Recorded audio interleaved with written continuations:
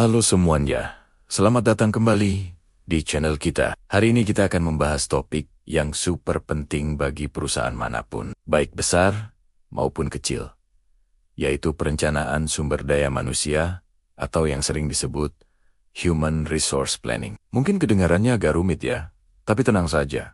Saya akan jelaskan dengan cara yang mudah dimengerti. Jadi, pastikan kalian tonton sampai habis ya. Jadi, apa sih sebenarnya perencanaan sumber daya manusia itu? Gampangnya begini. Ini adalah proses di mana sebuah perusahaan memastikan mereka punya jumlah orang yang pas, dengan keahlian yang pas, di posisi yang pas, dan pada waktu yang pas pula.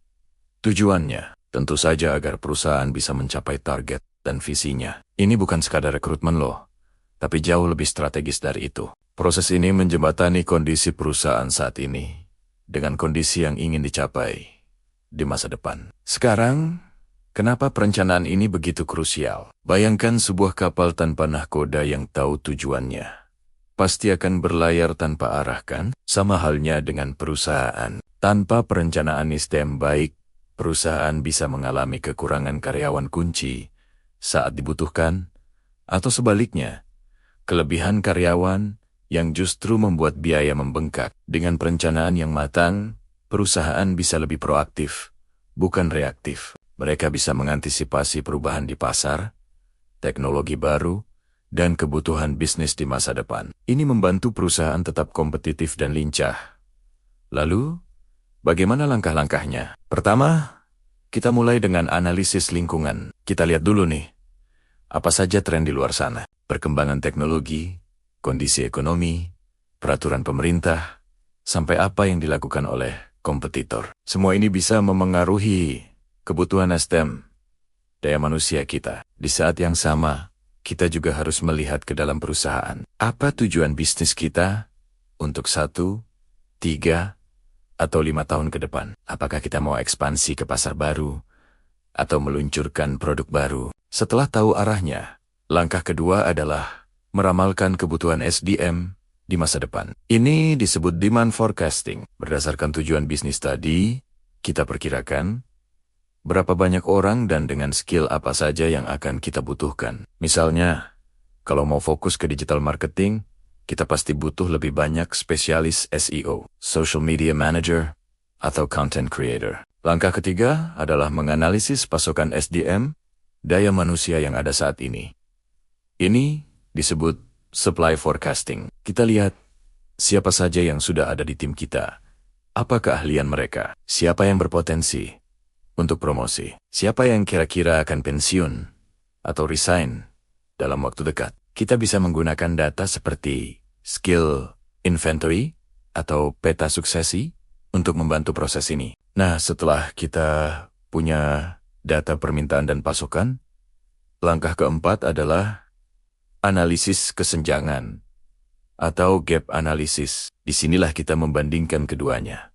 Apakah kita akan kekurangan orang atau justru kelebihan?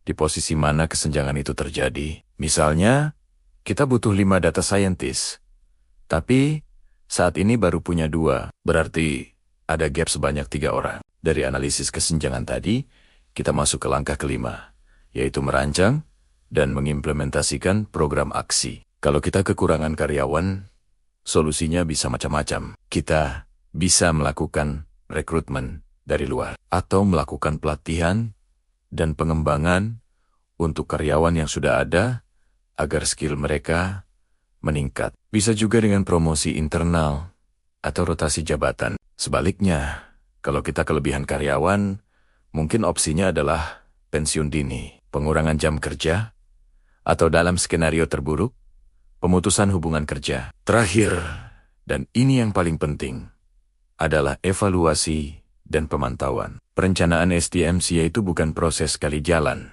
lalu selesai. Dunia bisnis itu dinamis, selalu berubah. Jadi, kita harus secara berkala meninjau kembali rencana kita. Apakah masih relevan? Apakah program aksi yang kita jalankan efektif?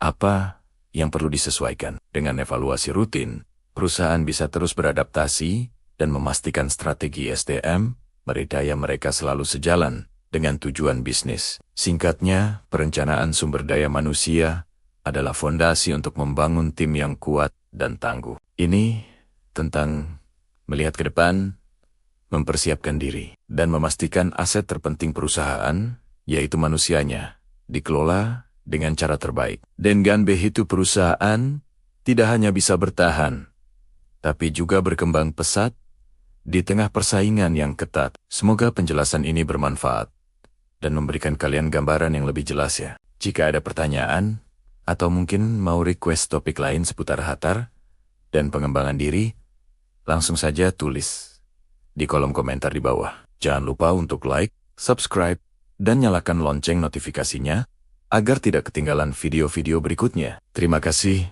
sudah menonton. Sampai jumpa.